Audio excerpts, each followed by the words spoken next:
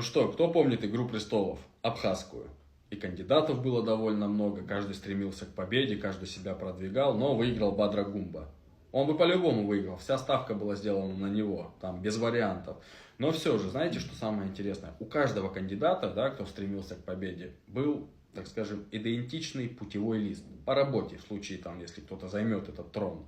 Там лампочку повешаем, дорогу сделаем, экономику будем налаживать. Хотя здесь тоже о чем говорить, все прекрасно знают. Россия дает деньги, есть бюджет. Россия не дает денег, нет бюджета, нету пенсии. Ну ладно, сейчас не об этом. Знаете, что самое интересное? Самое интересное, что ни у одного из этих кандидатов в путевом их рабочем листе, маршруте, да, не было того, что кто-то бы предложил продвигать, популяризировать абхазский язык на территории Абхазии. Никто не сказал, что вот теперь у нас будет не с 1 по 4 класс абхазский язык, а с 1 по 11. Парламент будет работать не на русском языке, а на абхазском языке.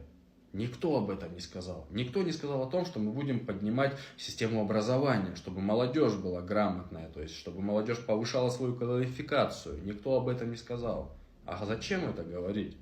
Зачем это делать? Действительно. Проще же управлять, если человек не досоображает. Я никого сейчас не хочу обидеть, но это так. А потом, опять же, что касается языка. Если они этого не делают, значит, они уже открыто вам показывают, люди, что все, не будет абхазского языка. Уже все распродано, все отдано. Здесь будет совершенно другой язык иметь преимущество. А абхазский язык, на самом деле, и так сегодня на втором плане находится. Все судопроизводства, все деловые какие-то дела происходят на русском языке. Понимаете, о чем я говорю? А если сегодня, допустим, смотрите, какая есть еще одна проблема, и никто ее не хочет решать, ни один из кандидатов, и даже тот же самый Гумба, который сегодня занял пост, так скажем, президента.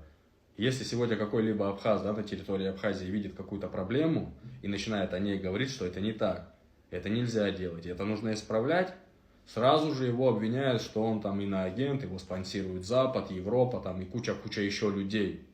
Понимаете, как сегодня рот закрывают народу? И делается это все с помощью той власти, которую сегодня выбрали. И это факт. Простой пример, вот Инал Хаши, который, да, независимое у него там что, телевидение, да, вот, это и есть проблема у нас сегодня. Мы сами себе не хотим доверять, сами в своих проблемах не хотим разбираться.